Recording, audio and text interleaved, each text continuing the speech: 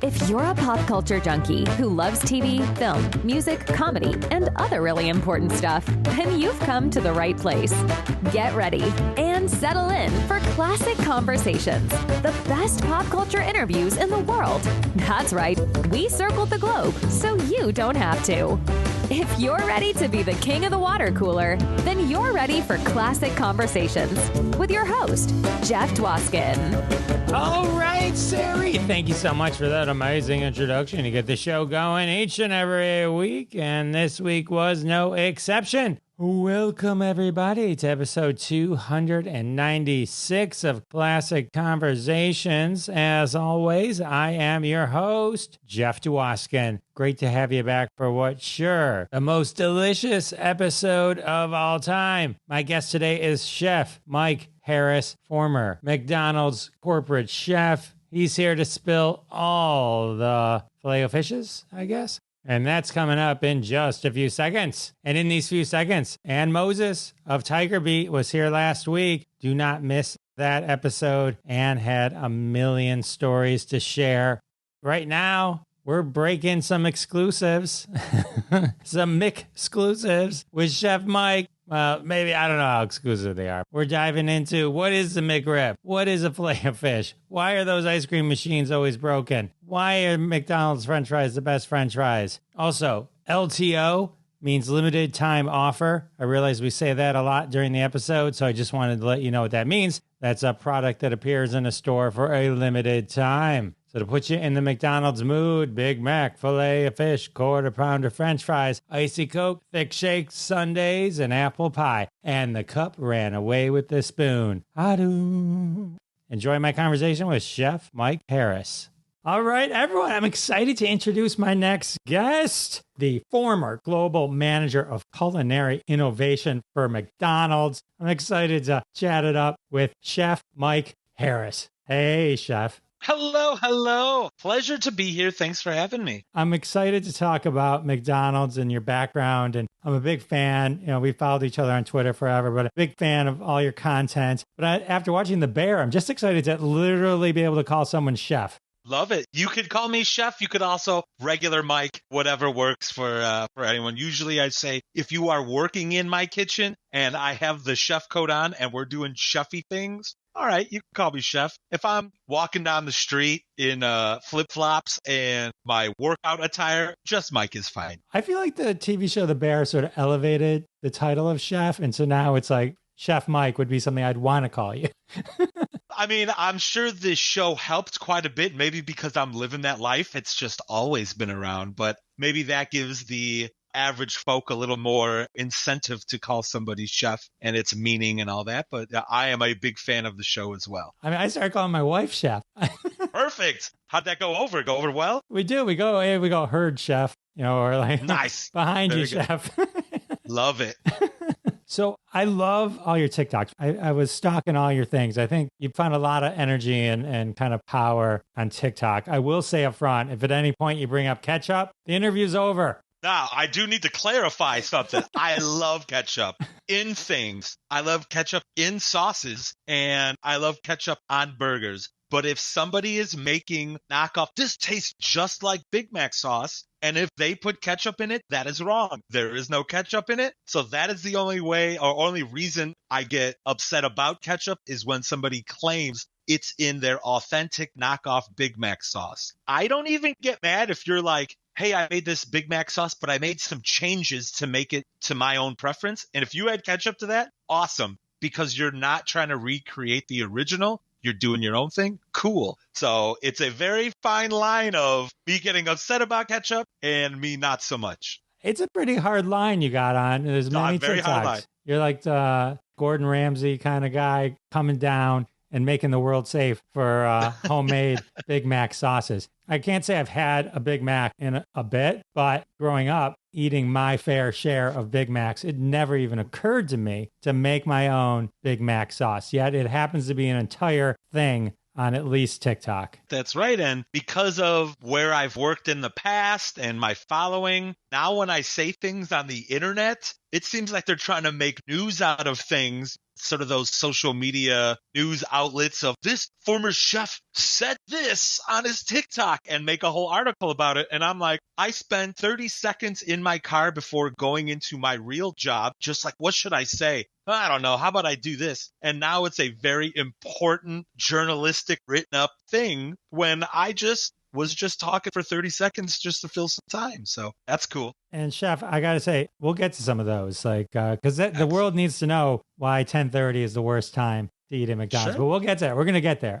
I want to talk about R&D, food R&D. So just to let you know, I worked at Little Caesars headquarters in Detroit for 4 years. And so for the first 3 years of those, I was part of the digital team. So I helped bring them into the world of e-commerce. But part of that was becoming very close with the R&D team because they held all the ingredients and I had to go to them for a lot of clearance on stuff and make sure that the food disclaimers and all that kind of stuff were right. I came to learn that the greatest people to know at a food company are the R&D folks, because what you see come out of the kitchen into the stores is just a fraction of the cool stuff that kind of happens of course, behind the scenes. I know you're famous for the buttermilk crispy chicken line. That's you. First, talk to me about kind of how you got into becoming a chef. Like, what was it? Is it something that just always been natural to you? From when you were younger, you love cooking. What was your early inspiration there? Yeah, so I grew up cooking with mom and grandma. I'm from the Midwest, so from the suburbs of Chicago. I would be eating Hamburger Helper. My parents were not gourmet at all. Your typical Midwestern suburban mom food of like white people tacos and the chicken and rice with rice-a-roni kind of scenario. So I never grew up with super fine dining gourmet, but I just always loved cooking, loved being around food. When I was in even junior high, when you start getting electives, I was one of the few male students in the home ec class. So I can sew very well as well and do laundry, iron, all of these things that are very valuable. So always loved it. But then when I got into college and learned, I worked in restaurants starting at 15. I was part of this thing called Pro Start program where I got to work in kitchens earlier than most, other than, under the table working at your friend's restaurant. Like I did a little of that as well. Starting to get paid working in kitchens was at 15.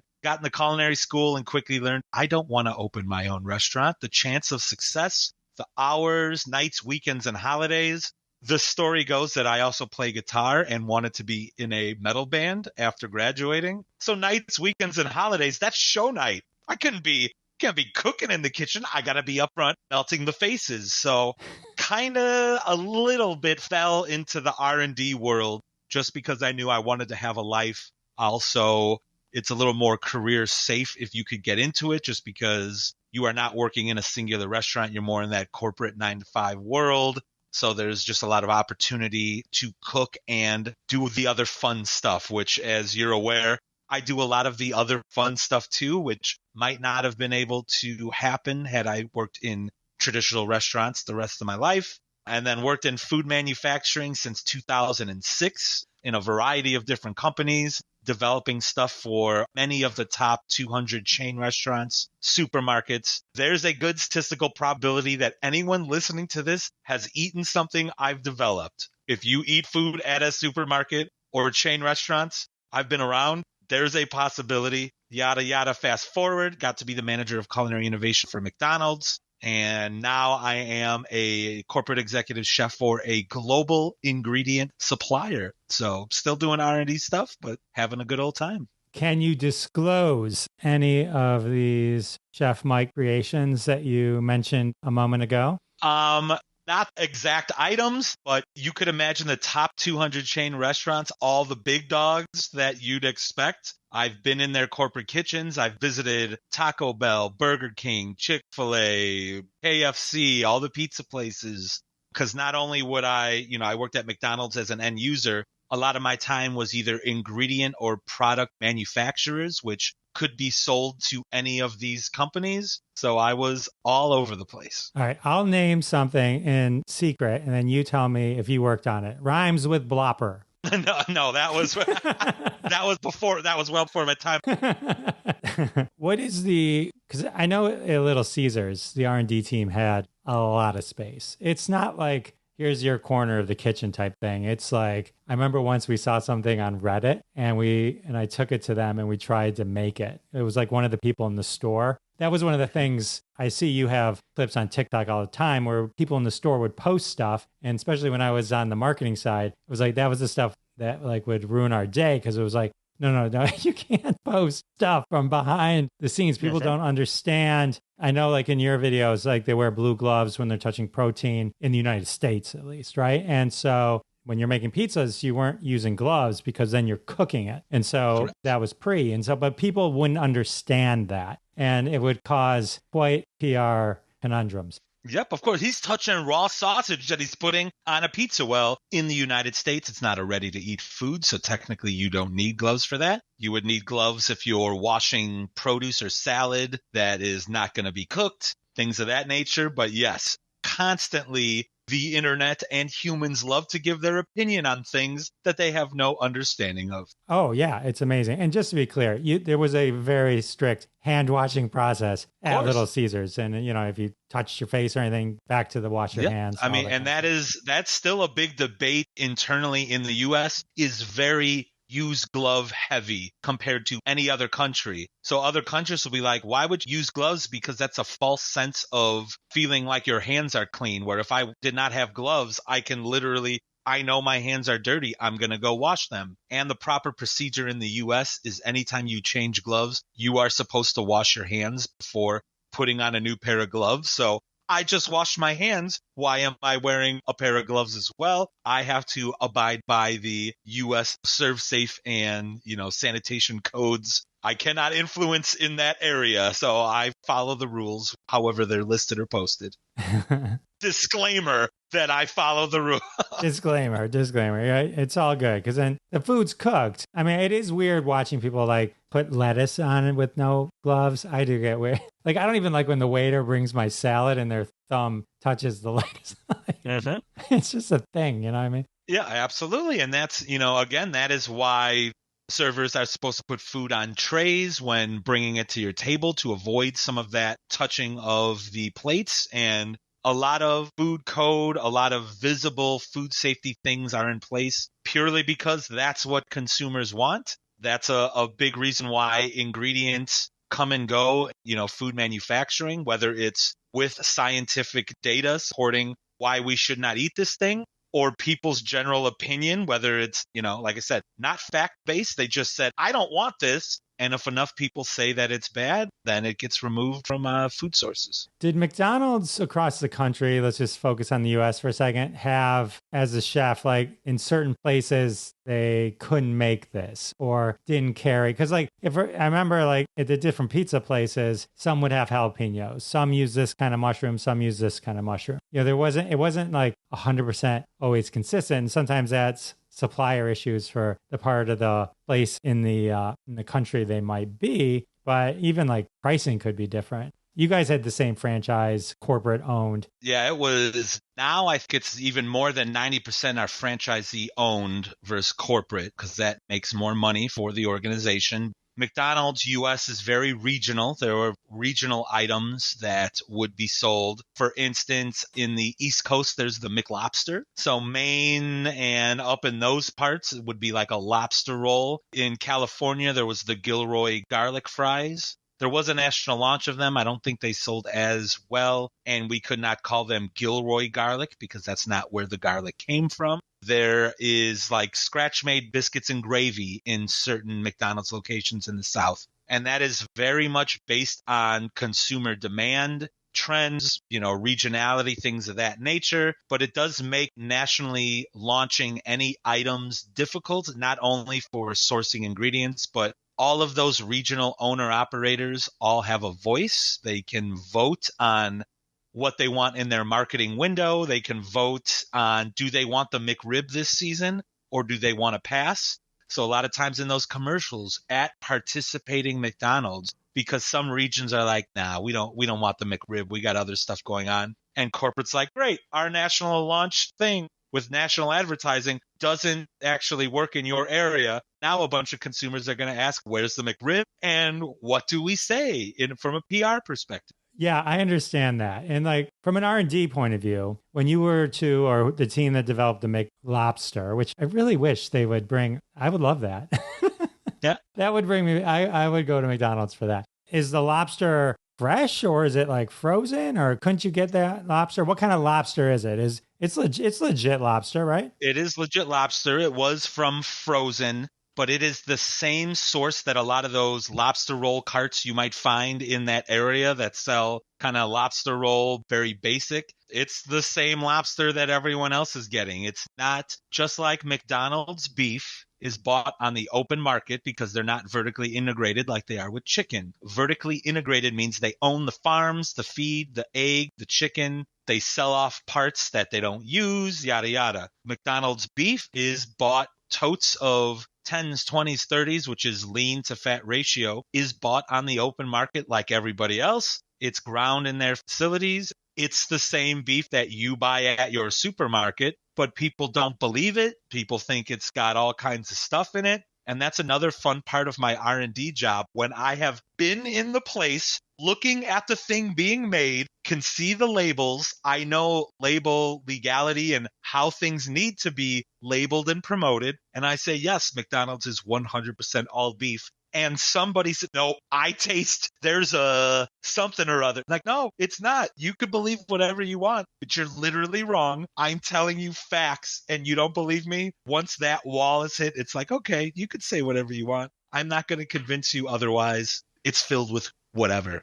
Enjoy that. I understand that frustration too, because Little Caesars, the dough is fresh. The sauce was made almost every day. And, you know, as an employee, you had to work in the stores. I don't know if they do that at McDonald's, but the corporate folks had to work in the stores for a couple of days every year, which was an amazing experience. I made sauce. You know what I mean? Like, Nice. I did, you know, so I like, and then it's like, you know firsthand, it's good stuff. But everyone has this weird perception of if it doesn't cost a lot, it can't be good. But talk about, like, from an R&D point of view, how much time, thought, and effort goes into, all right, we need this Big Mac to be $3.49 or whatever it is, and how you kind of make that happen. Sure. So I'm not sure how it was at your place, but at McDonald's and most of the R&D kind of jobs that I've had, it's always reported to marketing. So it's always been kind of a marketing wing. A lot of times, especially at McDonald's, one of the reasons why I left is because marketing would tell you this is what we need. There wasn't really an opportunity to say, we're industry experts. We think the menu should have something like this. There was not really that opportunity. So marketing would say,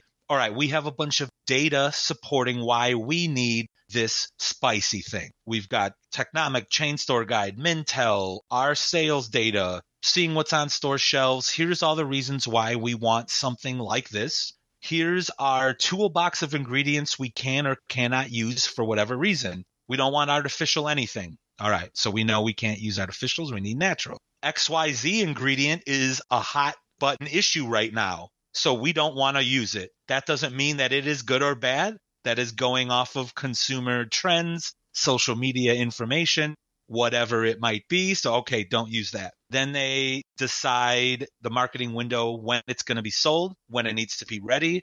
We think it's going to sell best at this price because we have chicken nuggets that are kind of cheaper. We have a premium chicken sandwich, which is a little more expensive. So we want something at a price point kind of right in the middle to attract that kind of customer. Maybe a $4 sandwich or whatever it might be. So as much information as we could get up front, the better for R&D, because we will not waste our time with those things. Unfortunately, more often than not, it's marketing's like, hey, come up with the best chicken sandwich. Cool, here's the best one.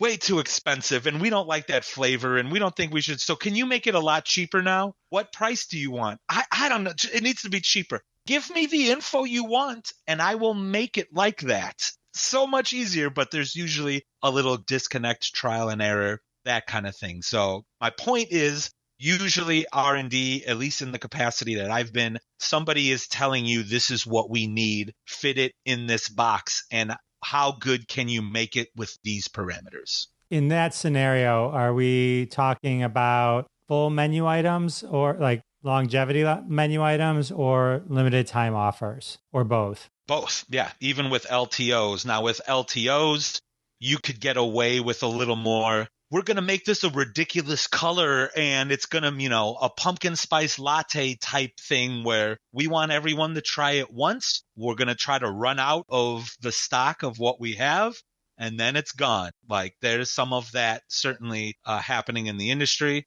Obviously, something like a chicken sandwich with the chicken sandwich wars. When Chick-fil-A was growing rapidly, then Popeye launches a banger of a chicken sandwich. All right, what are we going to do? Let's try to make a better core item. Those projects take a lot longer. There's a lot more consumer panels, consumer testing, and things like that. But that is also dependent on the organization. I know Taco Bell, a little easier to be like, hey, let's do a cool, trendy thing with the ingredients we have. And how do we make it Instagrammable? It looks cool and it's ridiculous. Launch it. Let's go. Where McDonald's is incredibly conservative and will take way too long to launch all of the things and test it to heck and back. It's funny you mentioned Taco Bell. I was going to bring them up because I can't remember if it was like one of those, 5-minute TikToks I watched or something on TV where it talked about Taco Bell's R&D hit to final menu product is like insane, like hundreds to one. They'll just come up with that, wrap a taco on that taco, get out, like just like you said, like they're always shooting for the moon. Once the Doritos Locos Taco came out, the experiment with them, from what I understand, was it was very much a social media, let's just talk about it. We're not going to spend a lot of money behind it. And when that Dorito Taco came out, it crushed. So Taco Bell's like, all right, how do we make the next ridiculous thing that's, unicorn frappuccino from Starbucks or wherever it was? It's fluorescent colors and all the sugar and filled with whatever. Do you really need to spend a whole bunch of time and money putting that in consumer panels? Or is your team expert enough to understand, like, this is ridiculous. Let's just launch it and get in, get out, see what happens. Like, you could save so much time and money and capitalize on the internet and capitalize on, it being successful in that manner without having to test it, like I said, vigorously, like some other items. Sorry to interrupt. Have to take a quick break. I do want to thank everyone for their support of the sponsors. When you support the sponsors, you're supporting us here at Classic Conversations, and that's how we keep the lights on. And now back to my conversation with Chef Mike.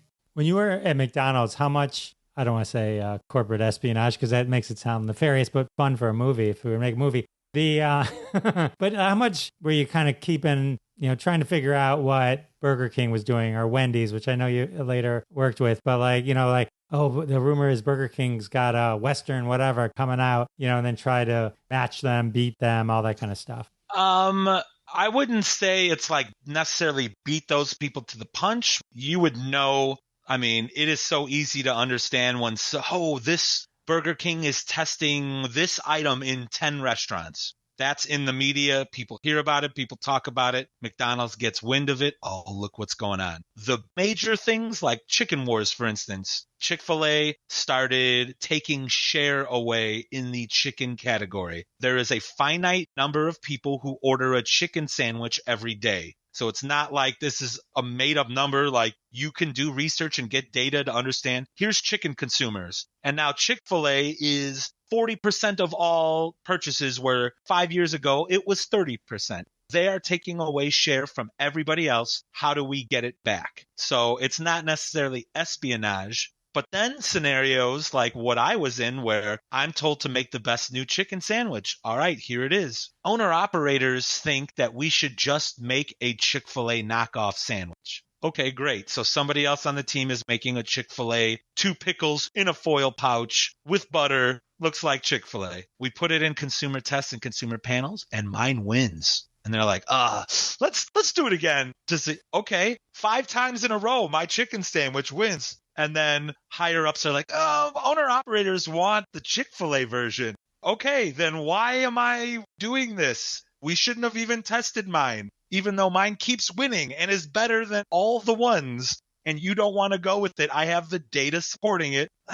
owner operators, when they're influenced, they want Chick-fil-A. That'll make them happy. Cool. So then they launch that type of item, and it doesn't sell that great because who's going to leave Chick-fil-A to go to McDonald's? You're not. So I don't know why that decision was made, but here we are. Theirs is currently in a foil pouch with 2 pickles and butter, just like Chick-fil-A. What was the difference of yours? 3 pickles? No, just kidding. No, I had a pretty sweet honey mustard kind of sauce. It was pretty standard chicken fillet, not so pickly and MSG flavored like Chick-fil-A's. It was more pretty standard basic breading and batter, but it just hit just right with the bun and the sauce. Not super mustardy, like there was enough to make it kind of golden, which golden arches, I mean, it just was perfect. And they didn't want to use it, so okay, have fun with that. When you were saying it, I was feeling frustrated for you because it's like logic would prevail if logic was part of this process that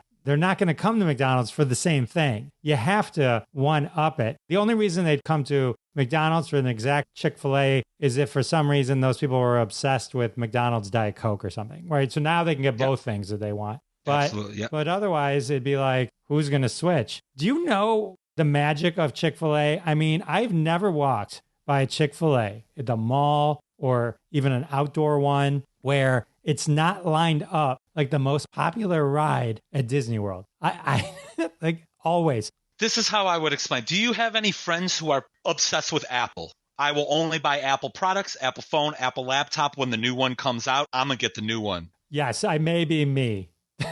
Is there anything I can say to switch you? Oh, you should go to Samsung, or you should get what? Is there anything I could possibly say to change your mind? No. Chick-fil-A consumers love Chick-fil-A, what they stand for, their service model. One of the things about Chick-fil-A is it's a very limited menu compared to McDonald's. So chicken sandwiches, they can make the same thing over and over again really quickly and move that line pretty quickly. In those same focus groups that I was talking to you before about chicken, you can choose heavy Chick-fil-A consumers to come into your panel to try the things. My chicken sandwich would get voted better than the Chick-fil-A sandwiches that we would bring in from Chick-fil-A. They're like, oh, this one's good. But I know this one's Chick-fil-A. Cool. So the moderator would then start asking Chick-fil-A fanatics, so you really love this chicken sandwich. Would you go to McDonald's to eat this sandwich?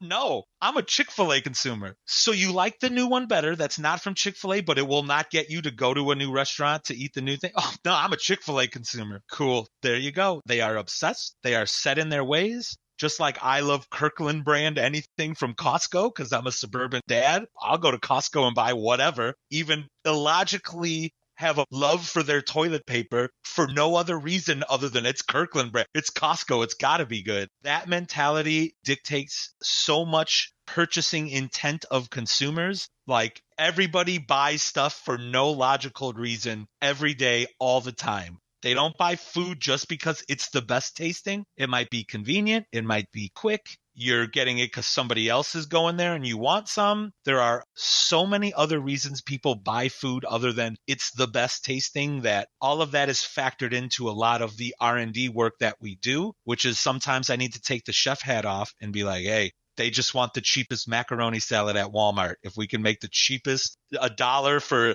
50-pound pail of macaroni salad, they're going to buy it. All right, I'm going to make that one then because that's what consumers want. And again, that's a hard thing for like a traditional restaurant chef to transition to R&D world is like, it's not about you. Doesn't matter what my personal preferences are. I'm making it for a customer or a consumer.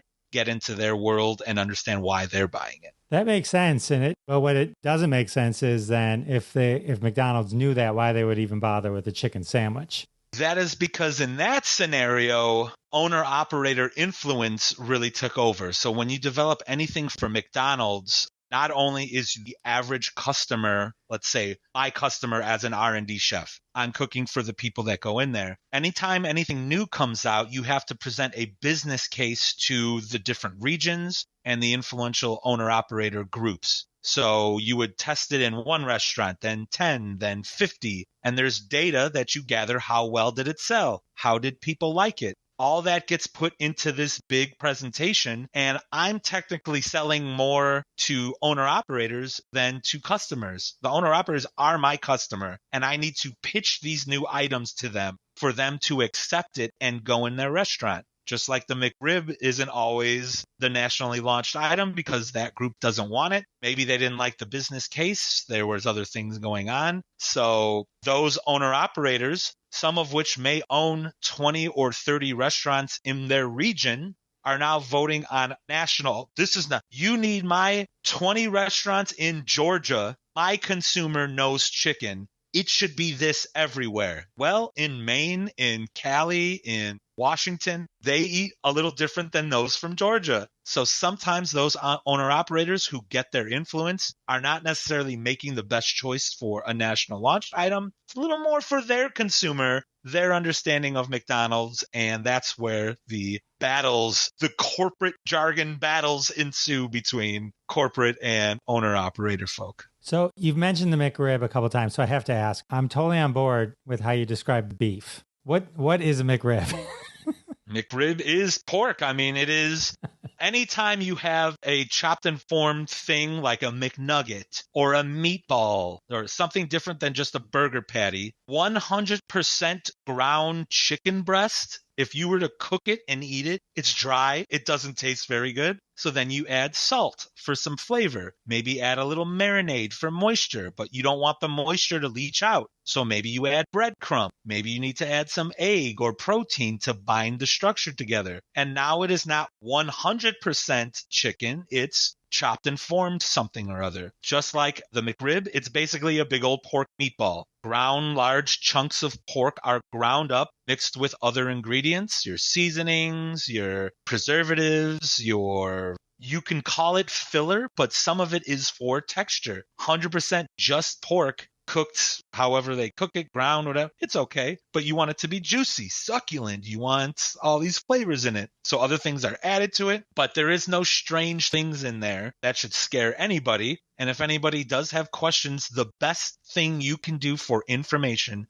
is go to these restaurants' websites where they post the ingredient statement, and it has to tell you literally everything that's in there. If you think they're lying or it's not in there, lawyer up and get evidence, because you could make all the money if you find that out. That's the reason why they need to make these ingredient statements and show you exactly what's in it for all those legal reasons and to not hide anything. So always go on the website to look at what's in it, and that will 100% tell you what's in the food you're eating. So if I went to the website and looked up Filet-O-Fish, what would I see? Mm-hmm. You'd see that the fish portion is just wild-caught Alaskan pollock and water, and then it would have a next thing with parentheses like breading or batter, and then it would list out breadcrumb / wheat with, if you're using enriched flour, then there's chemical names of things, whether it's vitamins, minerals, whatever it is. There's, natural flavors, there's whatever. But also the way that they're written can sometimes tell you some information too. A lot of people might write the fish portion is its own thing.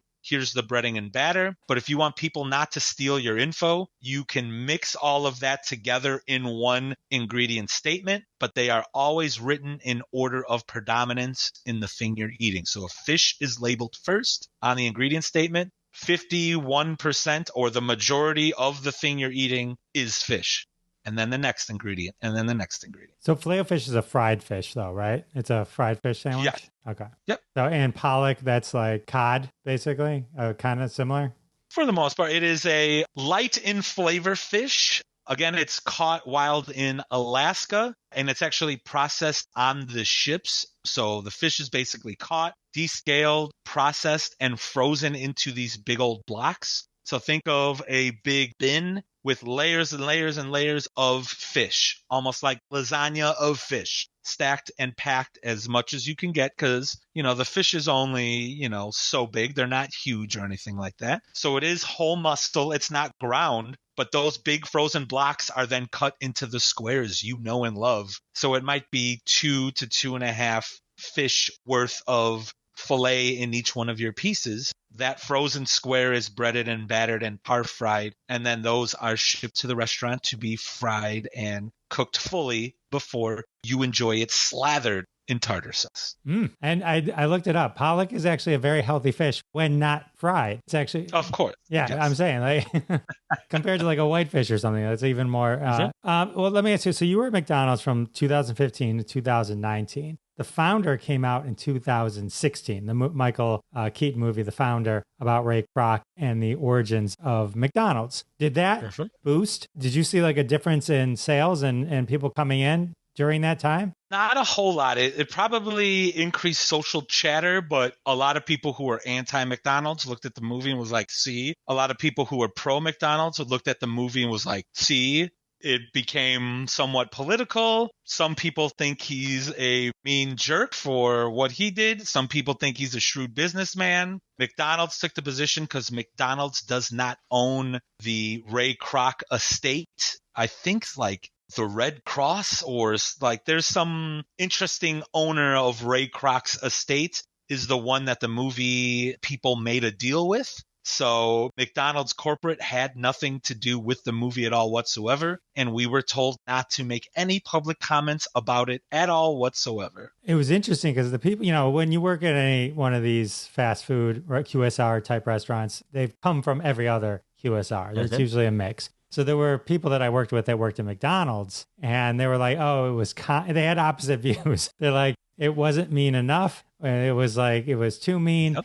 Like it seemed like there's, just like we were talking about Apple earlier, there's how you feel about Ray Kroc and how you don't feel about Ray Kroc and the origins of McDonald's. I won't go into particulars. There were some portions of the movie which I've been told are very much exaggerated. There are other things that should have been in the movie that could be incredibly controversial about McDonald's and how it was run and all that, So some suppliers of McDonald's have supplied McDonald's for years, and individual employees of those suppliers, 40-year veteran, 50-year veteran of selling things to McDonald's. I knew Ray Kroc. I worked next to him. I handshook deal with him. So there are people who I know who are in that world, and they would tell me like there's a bunch of other stuff that could have been in that movie that a little dicey. And I heard a couple of them, but I cannot verify they're necessarily true or not. But yeah. Very interesting. All right. Well, let me ask you the question that probably everyone wants to know about McDonald's is why are the ice cream machines always broken? So the debate is that the equipment itself. So one thing about McDonald's is no matter what piece of equipment they get, at least with my experience in R&D, they want it customized for McDonald's, our spec. So for instance, there was the glazed buttermilk crispy tenders that I helped launch. And I was like, we can just get the crew to put it in a bowl and shake it to glaze these tenders. Just buy a bowl. We need to develop our own bowl with a lid so that way sauce doesn't come out. And we need to come up with a specific shaking procedure that we will record so everyone could do it. And this bowl now costs hundreds of dollars, as opposed to the $3 one you could get on store shelves. This tool is to break the yolk when we make our Egg McMuffins. You could stab it with a fork that you have sitting there or anything. Just stab it and break it. We need a tool made. Okay, so the ice cream machine itself was probably engineered for McDonald's specifications, making it incredibly difficult to break down and put together for the big cleaning cycles that it needs to. And the cleaning cycle itself, I understand, takes a long time. You're probably not going to want to do that cleaning cycle middle of the night because you don't have enough people to do the cleaning and run the restaurant. So you're probably going to have to do it when you have most of the employees, which is when more people want to order it. So not as many people get to have it during peak times because that's when they are cleaning it.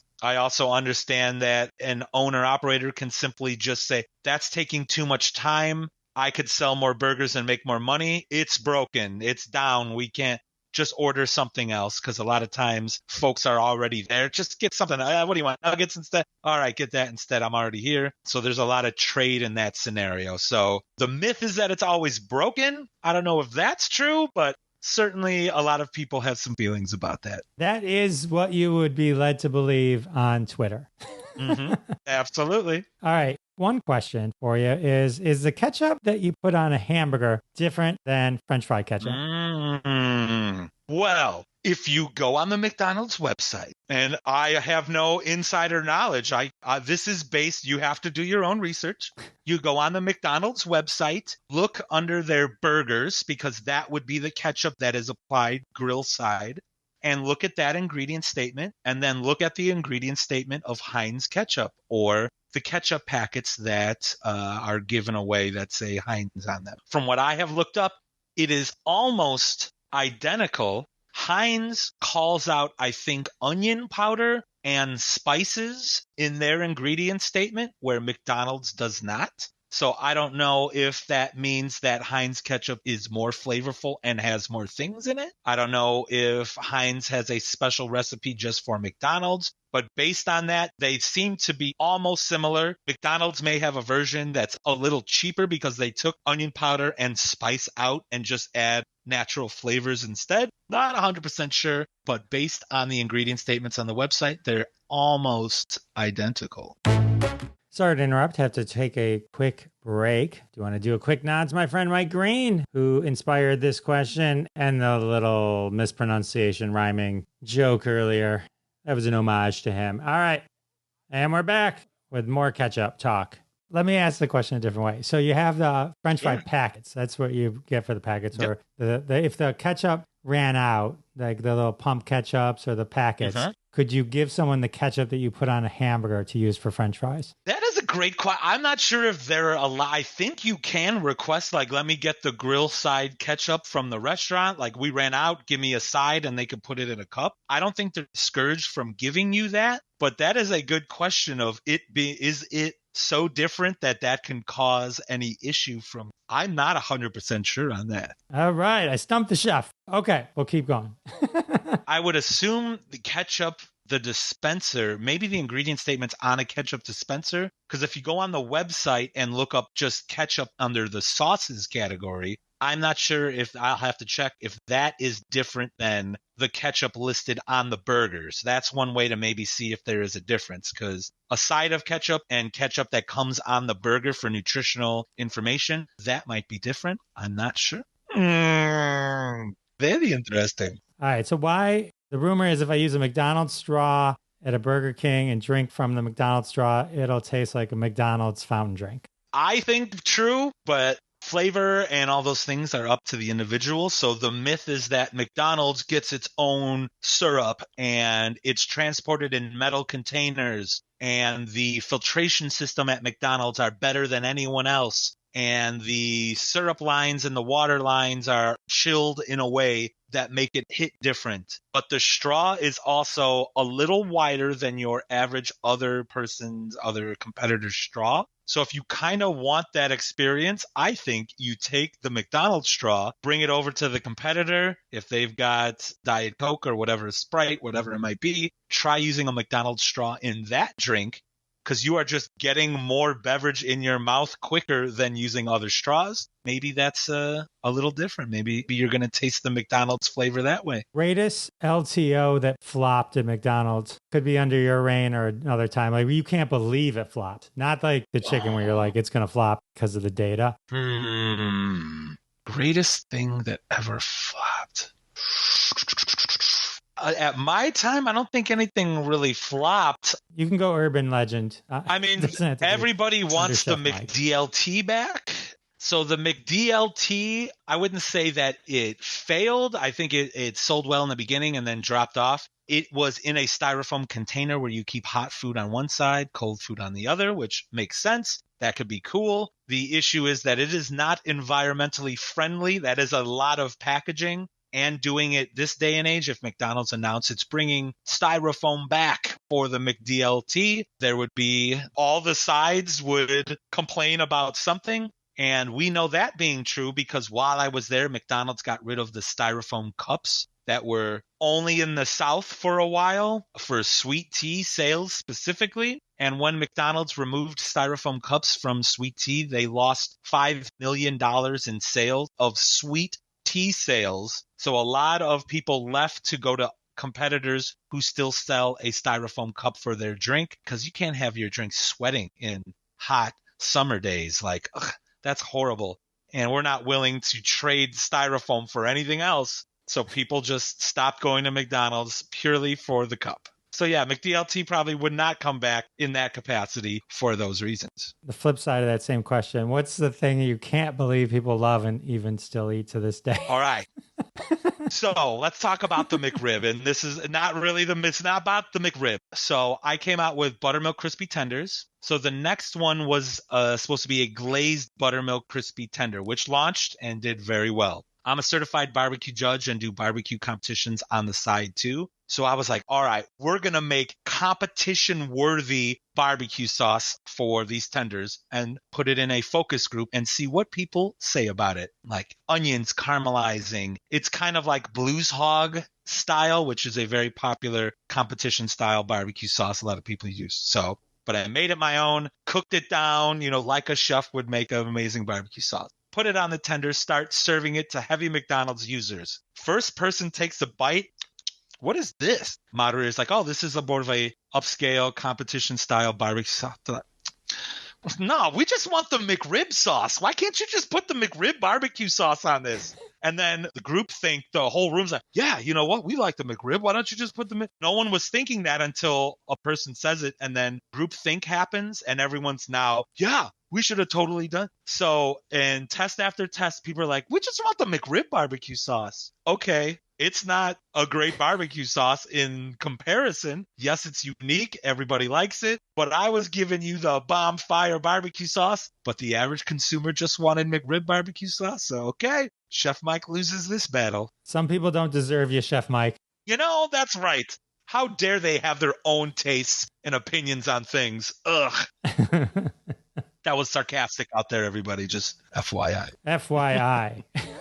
So, all right. So you spoke of your TikToks going press-worthy. One of them was why 10:30 is the worst time to eat at McDonald's. Yeah. So it is very difficult, especially for the crew at that time, because a lot of people want breakfast before 10:30, before breakfast ends. There's people who are waiting for lunch. They want their lunch early. It's 10:27. I want my burger. Well, we can't serve you. It's still breakfast time. Oh, okay. All of the equipment switches over from breakfast service to lunch service. Some of that equipment is the same equipment. So a temperature change, maybe a cook time change. The holding capacity of the universal holding cabinets are configured in a way to hold lunch instead of breakfast. So this is switchover time. So all the employees are actively cooking a bunch of stuff to fill this cabinet while trying to run out of the old stuff. And everybody wants all different kinds of orders. Can I get breakfast and lunch mashed together in a ball? Can you just serve me that? So all of these things are going on. And I think that's the longest, other than maybe the middle of the night when the restaurant is not staffed appropriately. It's the longer wait to get your food items. So that's why it's usually not the best time to go, because you are waiting the longest to get your food. That's not necessarily meaning the food isn't the freshest. Maybe getting breakfast at 10:25 is probably not the best. A little earlier would be better. But getting lunch at 10:35 is probably a good time, other than you're going to have to wait a long time. And specifically at 10:35, you can get a burger with an egg on it, from what I understand. It's possible if the crew is nice, the manager, you have a smile on your face, you ask politely. But if you come in demanding things and that is not on the menu, again, you might not get it. The stars have to align for that to happen, but it is possible. Why are McDonald's French fries the greatest French fries in the world? I would say the fries at McDonald's are the gold standard in the industry. So that means it's second to none. No one can compete. They are so efficient. They take so much care in the restaurants. They serve so much that you're always cooking French fries, always serving it nonstop. And it hits just that perfect bliss point of the right amount of seasoning, the right amount of crunch, the type of potato they use. I will say they don't age the best. So cold McDonald's fries are not the best. There are other ones that are better cold, which is a weird thing to say. But if you get those hot and fresh McDonald's fries, they are, due to all the care taken in making them, yeah, they are certainly pretty darn tasty. It's quite a balance between something that's great hot, something that can't, like Chinese food. I love cold Chinese food, like the next day Chinese. Some things are great cold. It's rare they're both. Pizza, maybe. Right. Yeah. I love mixing different leftover Chinese food. to make a new Chinese food. Like, here's my beef lo mein sweet and sour chicken pot sticker egg roll chow fun mixed together with all those sauces combined, and now it's a new thing. Oh, it's so good. I want to party with you. Mm-hmm. All right, what's one secret hack that we can leave, secret menu item, something we can leave everyone with as we bring our conversation to a close? This one's getting a little traction with the old tickety talk of the don't order a Big Mac because it is overpriced. Get a McDouble, no ketchup and mustard, add Big Mac sauce and lettuce. It is a cheaper version of a better Big Mac. You don't want the middle bun. Whoever says they like the middle bun, they're lying to you. But you can get a Big Mac experience much cheaper than ordering the Big Mac by getting a McDouble like a Mac. I like it. Ooh, and the best egg, I'm sorry to interrupt you, but No, the best egg, in my opinion, is the round eggs that you get on the Egg McMuffin, because those are the only ones that are freshly cracked in the restaurant and cooked. The scrambled eggs that come on a big breakfast is from a box. It's like a liquid egg product. And then the square folded egg that you get on like the bagels, those come in pre-cooked, frozen, not nearly as good. So that fresh cracked round egg, I think, is a much better breakfast option than the others. I love it. I remember when I was a kid, we would have in elementary school, there would be McDonald's Day. Mm-hmm. I grew up calling the hamburger a small hamburger for some reason. And literally for my entire life, if I would go, I go, and I'll have 2 small hamburgers. And they're like, hamburgers? Like, yes, 2 small hamburgers. And then just mustard and pickles only, please, or maybe onions. And then they'd have to make it fresh. Yes, that is also the trick, that if you ask for unseasoned things, so fries without salt, a burger patty without seasoning on it, they will have to make that fresh for you. So that is another good hack of getting those things fresh. Well, I guess I got to go eat. I'm starving now. This was so, I'm not just going to run to McDonald's. I'm going to go to Maine and get me a McLobster. There you go.